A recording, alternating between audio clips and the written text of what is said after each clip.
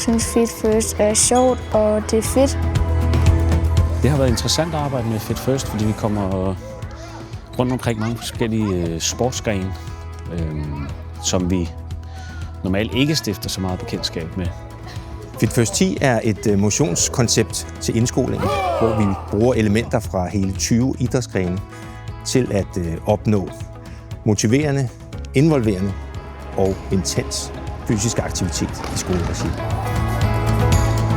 Nogle gange laver vi stationer, hvor så er noget derovre, der.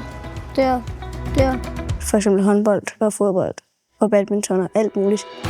Vi håber, det giver børnene en stor glæde ved at bevæge sig, opdage, at det er sjovt at bruge sin krop og få pulsen i vejret.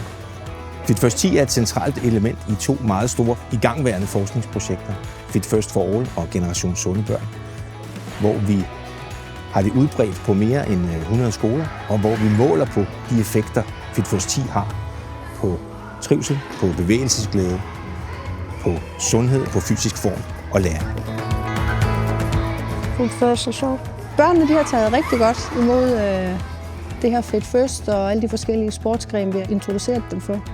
Jeg synes, det er sjovt, og jeg synes, vi får meget ud af det. Vi får løbet noget mere, og vi får meget mere mad. Altså det er børnenes glæde ved at bevæge sig, og det fællesskab, der opstår, når vi har idræt sammen. Og så er det sådan et inkluderende fællesskab, at man kan være med på sine egne præmisser. Vi har brugt mere end 10 år på at udvikle Fit First for All, både Fit First 10, 20 og 10 for alle klassetrin. Det har vi gjort i et samarbejde mellem os forskere på Syddansk Universitet, Team Danmark, Danmarks Idrætsforbund og hele 26 specialforbund.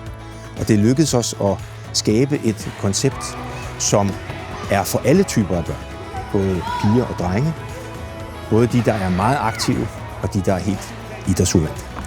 Og det er det, der gør, at vi nu er klar til at udbrede det over hele Danmark, og forhåbentlig kan komme op på mere end de 425 skoler, som vi har haft et andet motionskoncept, 11 for os, ude på.